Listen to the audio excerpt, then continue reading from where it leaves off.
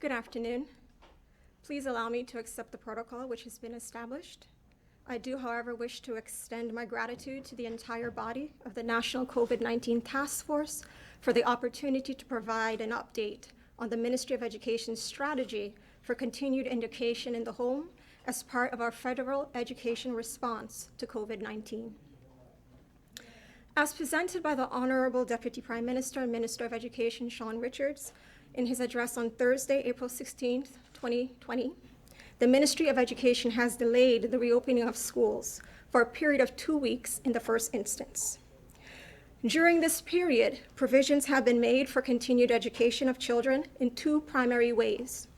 One, through the Ministry of Education website, families can access learning resources by grade and subject. This information can be found on the ministry's website at education.gov.kn and is easily downloaded for use by students and families to support revision and further learning. Two, the Ministry of Education has issued Flow Study usernames and passwords to all students in St. Kitts and Nevis. All schools are currently in receipt of the email addresses for students and instructions on how to access Flow Study. Families should receive from their child's school the necessary username, password, and instruction to complete registration. Please note that instruction on how to register is also currently available online through our website. Further, to aid individuals who may still struggle, a short instructional video clip will be uploaded on our website shortly. Recognizing that we are launching access to Flow Study for all students in the Federation today, we ask you to be patient should you encounter issues gaining access to the platform. As we become aware of technical issues, we will take swift action to resolve them.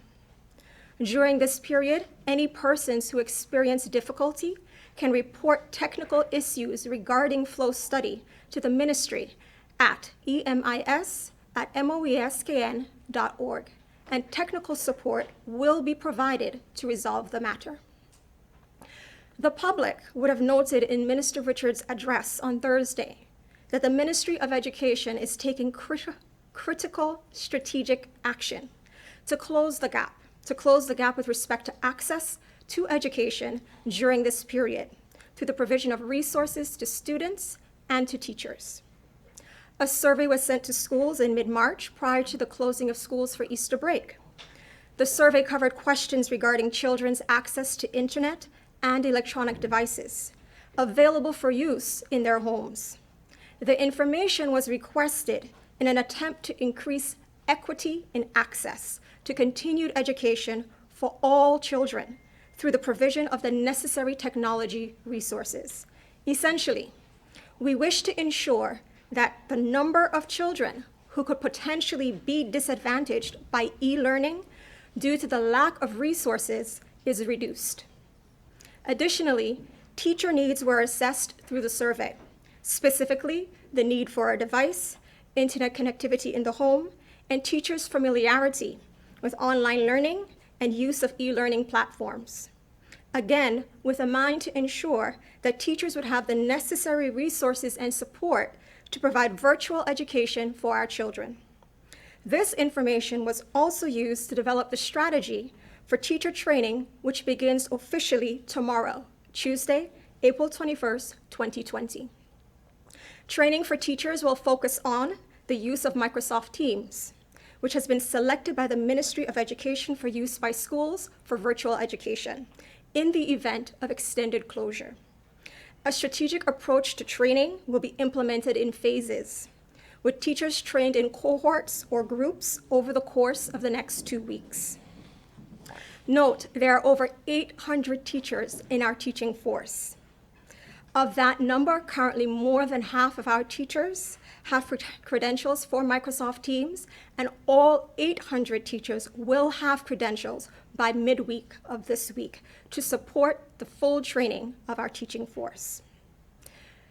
With respect to devices and the deployment of devices, priority will be given to persons identified through the survey who have a demonstrated need for a device. The devices which have been purchased by the Ministry of Education are to be loaned to students and teachers solely for the purpose of meeting the needs for continued education during the COVID-19 response. Ultimately, the devices are the property of the Ministry of Education and will be managed by the ministry through its Education Management Information Systems, or EMIS unit. This means that the devices will be inventoried, set up with the necessary software, inclusive of theft protection, and all done prior to being made available to teachers and students for use. Additionally, a terms of use document will be utilized to establish an agreement between the Ministry of Education and the families and teachers who will benefit from their use during our COVID-19 continued education initiative. We are aware that there are continuing concerns with respect to national assessment. At the national level, there have been several meetings to address these concerns, and they are currently being assessed. Decisions regarding national assessment will be shared with the public by the end of this week. Within the education sector, currently all of our resources, both human and financial, are being utilized to ensure that we continue to meet the needs of our students and our teachers during school closure, and more importantly, to facilitate the efficient and the full return to normal activity once the threat of COVID-19 has been reduced.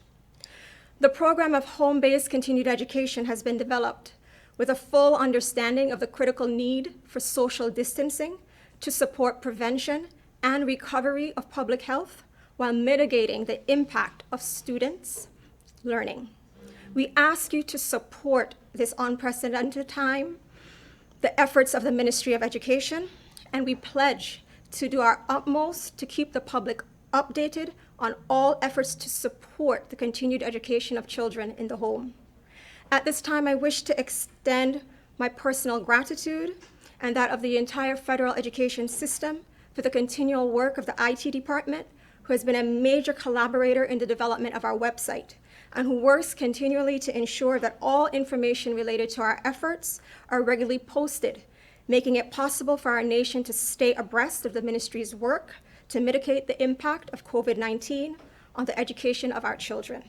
I also extend my gratitude to all of my colleagues, all members of the education fraternity who work daily to ensure that our children's education is assured. Thank you.